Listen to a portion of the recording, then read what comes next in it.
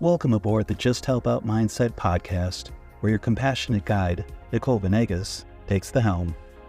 Brace yourselves for an immersive experience as we delve into the heart of crucial conversations.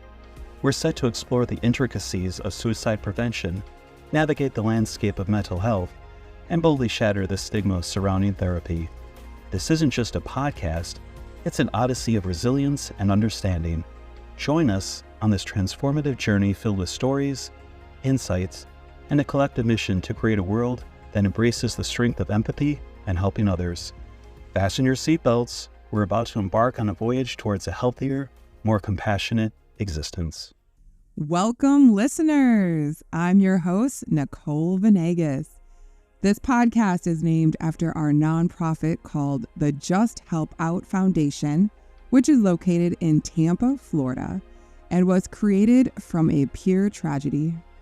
My brother died by suicide on May 3rd of 2022, and that horrific day will be forever etched in my brain. A few days before he did it, he said he was feeling hopeless, so our nonprofit organization helps anyone in the community who may be feeling hopeless. And everyone that we help in the community is called a Joey. So far, after being around for 1 year, we have been able to help almost 50 Joeys since our inception, from homelessness, hunger, domestic violence, and mental health. The purpose of this podcast is to explore mental health in its entirety and to let everyone know you are not alone. If you think you are the only one suffering from anxiety, depression, OCD, panic disorder, agoraphobia, I challenge you to think again.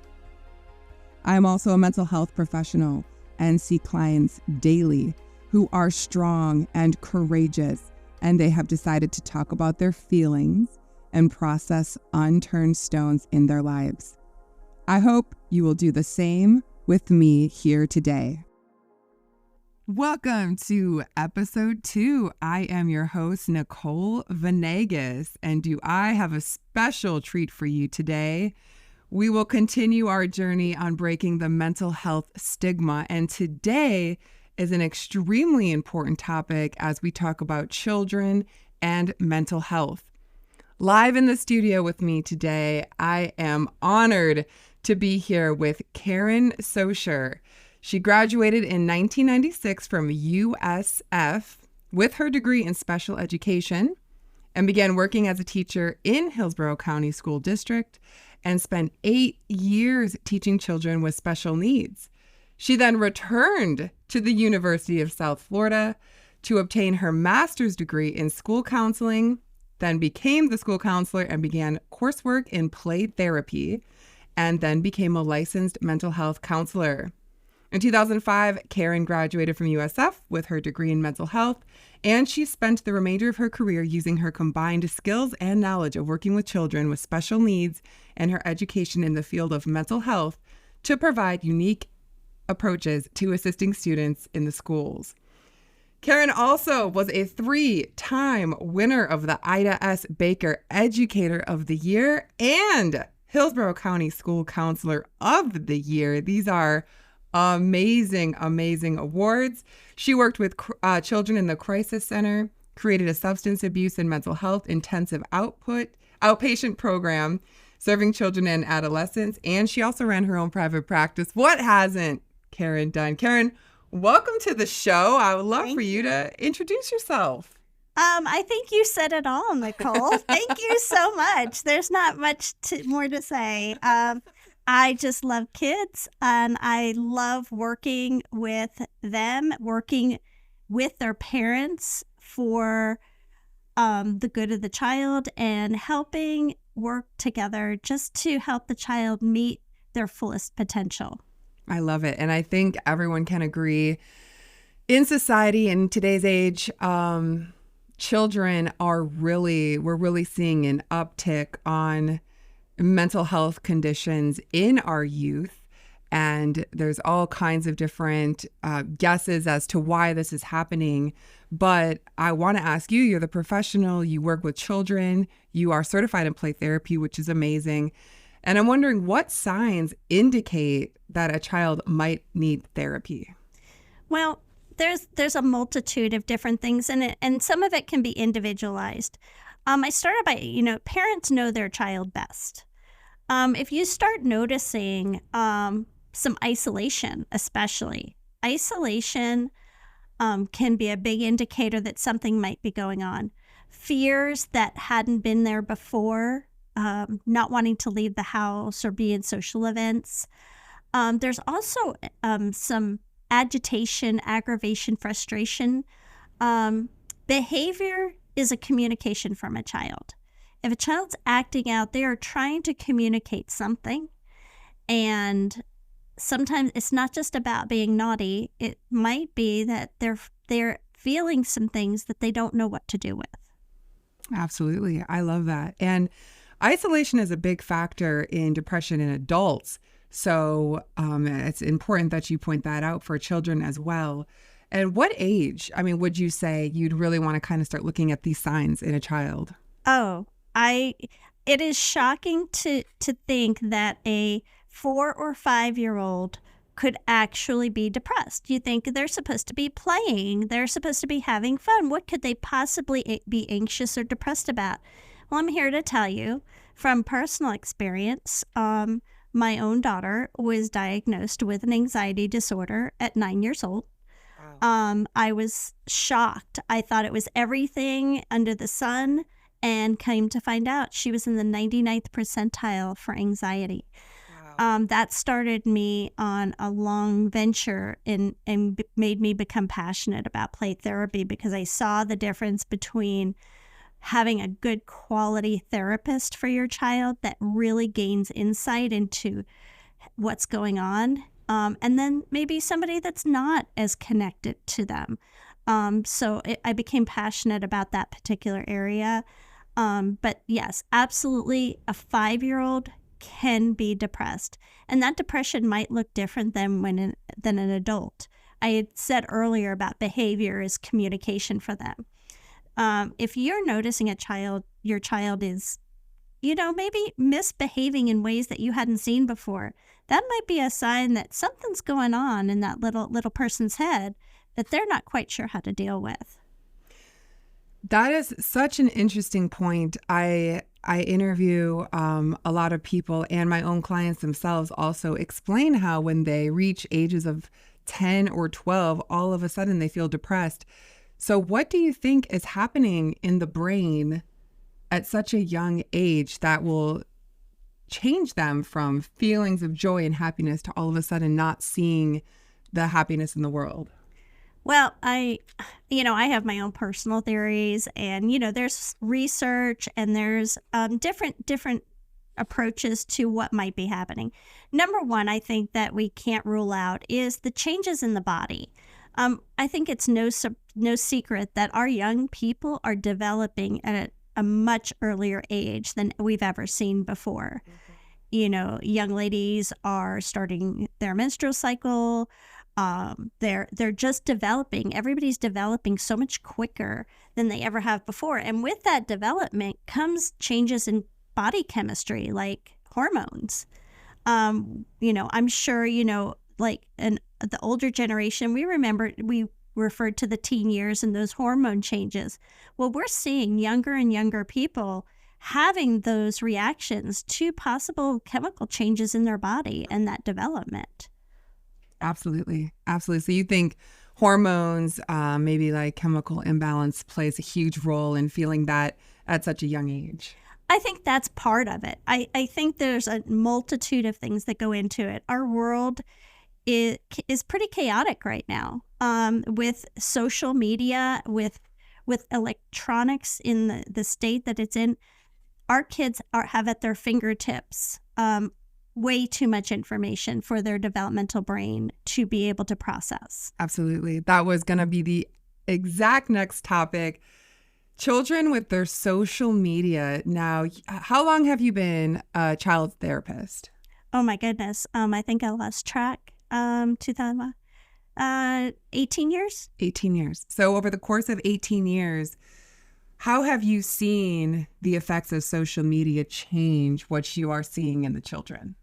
Oh, well, I've seen so much. And it's not just social media. There's components to all of the being dialed into YouTube and having that screen time as a constant. 5-year-olds, 6-year-olds having phones where they're constantly tuned in to watching YouTube and other things. They're texting with their friends. Then comes the social media.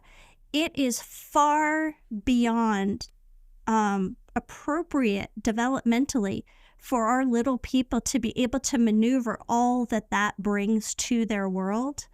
And I think that it introduces them to topics and ideas that have not really approached them until that moment, and maybe in a way that they definitely can't understand, especially with knowledge that maybe is not accurate. Absolutely. They're too young to handle what they see or what they come across while they're scrolling. So what do you suggest? What do you suggest for parents who have children and they just want their iPad, they just want to watch TV, they just want to be on their phone? What would you recommend? Well, this is a discussion I have about my own grandchildren. I think that life is about balance. And we do live in a technological world of just explosion of technology. And I think it's important that our young people understand that. However, I think there's a lot to be said about personal connection, about giving kids the opportunities to, number one, connect with people in person, to have guidance and support through their parents, the people that they trust. One thing that I caution parents, you asked me what advice I would give to parents: monitor. I see so often children have free reign on the internet, and they go onto websites and they click on a button and they end up in sites that nobody would ever want their child to see. Mm-hmm. And you can't unsee something. You cannot unhear something. And so I caution parents about free reign on the internet. There are parental, tools that you can use to make sure that what your child's viewing is appropriate. Because I promise you may think your child is, not going to venture to a place. But at school, I can promise you they're talking about, hey, if you go to this website, you can learn about this or that, or you can see this or that. And they go there. And so there's that aspect of it that you really need to be monitoring. Check your child's search bar. See what's going on. What are they looking at? Who's talking to them? I can't tell you the number of cases I've had when I worked in the schools of parents coming in and having a situation where a predator sought out their child through various, what almost seemed innocent, Xbox Live, playing games. Oh, they're another 8-year-old little boy. No, they were not. So be cautious, pay attention, listen to the conversations if you're allowing them to have that live interaction with strangers. I tell parents often, when you open up the internet to your child like that, you're inviting strangers into your home. Absolutely. And I love what you said about personal connection and play. I encourage my clients to play as if they were a child. So, and I know you do play therapy, but play therapy and playing outside, two totally different things. So I really want the listeners to have a takeaway from here, from this conversation. So if they were going to get off of Spotify or Apple or whatever you're listening to us on, and they're driving home from work and now they're going to go see their children, what would you recommend them do with their kids for the next couple of hours before they go to bed? I love it. Thank you for asking that question. Okay, first and foremost, everybody, put down your devices. Oh, I love that. I love Second, everybody, sit at the dinner table. Oh, okay. let me tell you, you glean a lot of information from a sit down at the dinner table. You find out how everybody's day is. You can check in with everyone. You're making connections. You're learning who their friends are. You're learning what they're interested in, what they're not interested in. You're not distracted by phone calls and work and the television. No tablets, table time. I love it. So that would be the first thing I'd recommend. Okay, number one, put that away. So, yeah. Tablets down, electronics down, table. After dinner, I think at least one day a week, I highly recommend family game night. Oh, I love that. I do not care how old the child is. There is so much to be gained from even an hour of family game time. It teaches them so much about sharing, taking turns, strategies even, listening. And it's a great way to just, again, that word connecting with your child without distractions. We live in such a distraction-filled world. Shut everything down and let's just play a game. What's your favorite game? What's your favorite family game that you would recommend? Well, I'll tell you, I like Sorry and I like Trouble. Oh. Those are two that we have a great time. When I do play therapy with kids, they love it. And it is a great opportunity also for them to start building their character about accepting, I didn't win this time. Or, somebody knocked me back to start. That's okay. It's just a game. And they learn that emotional regulation through a simple, fun game. I love it. Emotional regulation is very important. I see a lot of adults lacking in that department as well. And I think games would have helped shape that. And not electronic games, because kids have become very addicted to games online. And there's a reason for that.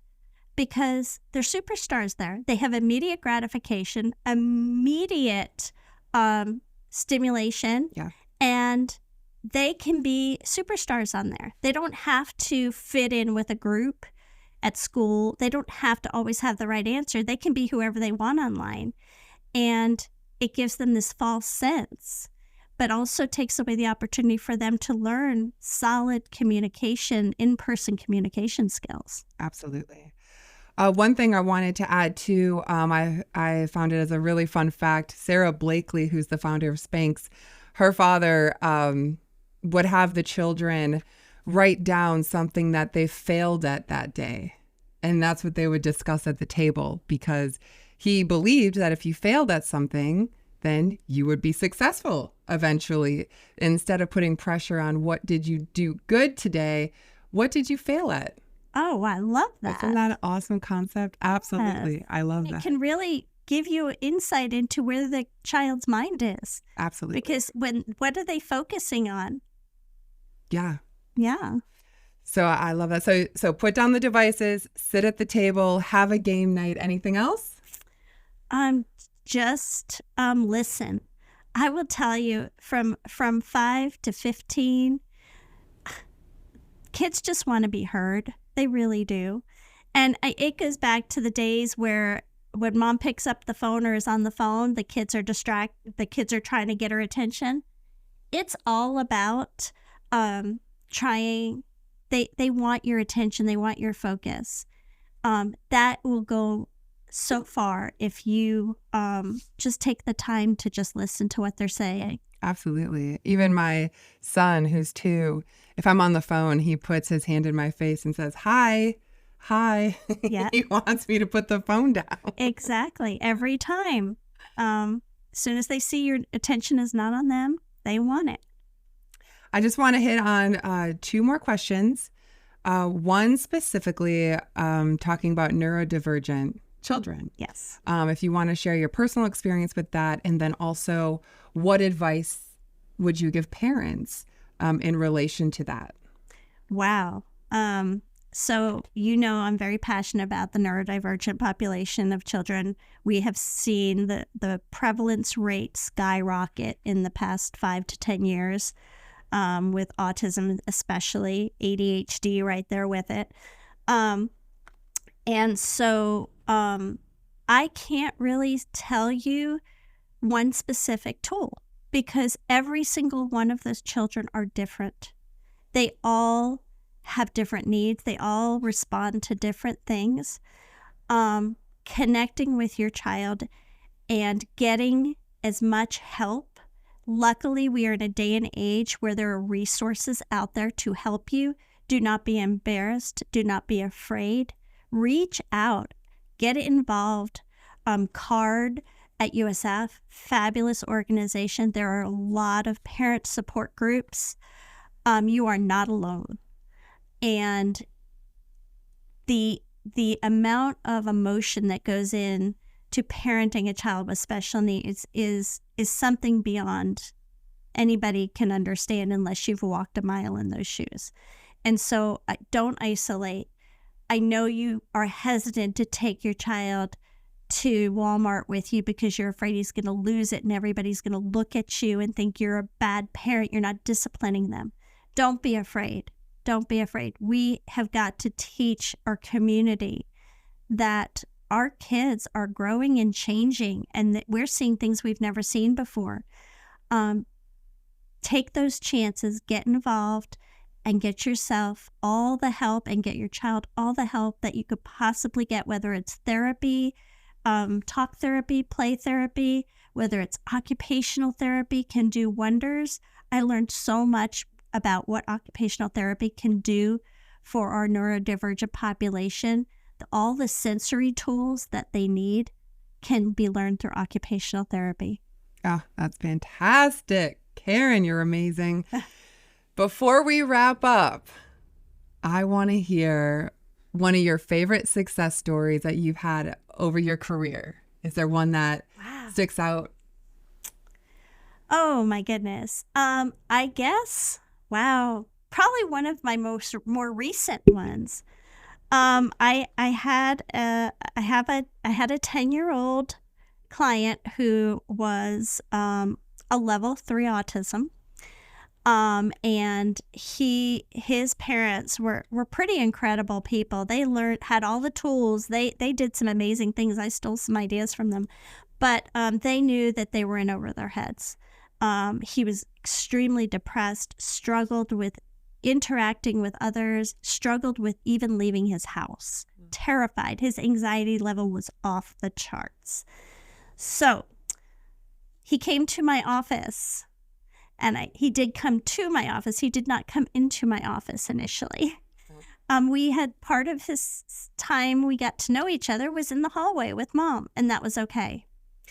And slowly I introduced him to a couple of things that I thought might be comforting and gave him the option of just stepping inside. It was his choice. There's a really interesting thing that, the more you push somebody or pull somebody to do something, the more they'll pull away. So I just gave him choices. And slowly he kind of made his way into my office. And I learned that, he liked to do some yoga stuff. So we spent about 10 minutes, his mom, myself, and my young guy, with legs up the wall. Legs up the wall is a scientifically proven calming strategy. And so we started with that. That was our beginning. The next time I brought my therapy dog, he loves animals. Animals offer an opportunity that there's no judgment. There's nothing that the kids just bond with them. And so he sat with my Simon on his lap for the session.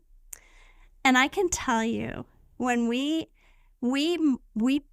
morphed into this beautiful relationship where he then was helping me to write a comic book to help people understand what it was like to be autistic. Oh, wow.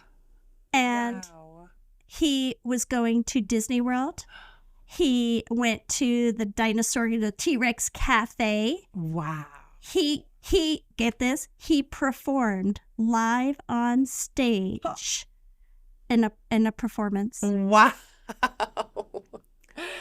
That's phenomenal. That's an amazing success story. Wow. I still think about him. I know he's going to do phenomenal things in life. But Think of all the children's lives you've touched, Karen. That's amazing. That's so good. So as we wrap up, is there anything else you think it's important for the listeners to know about children and mental health? Oh, just know that it may not be something that's easy to understand. It's hard for us to comprehend that a little person could be experiencing so much going on in their mental health. But be aware, stay connected with them, and don't be afraid to get help. There are so many wonderful people out there that can help you to see things. Sometimes as parents, we're too close. We're just too close to the situation. We need an outside professional to kind of step in and get in through a way that we're not able to as parents. And so reach out, ask questions, and don't blame yourself. Don't feel guilty. It's okay. We're all in this together. Let's help our kids. Beautiful, beautiful.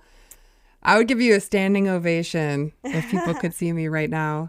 Absolutely wonderful words of advice, wonderful, messages that I think the listeners would really appreciate. Definitely put down the devices. I think that's the most important takeaway for me. But thank you, Karen, for joining us on this episode. And listeners, be sure to tune in next week for another episode of the Just Help Out Mindset podcast.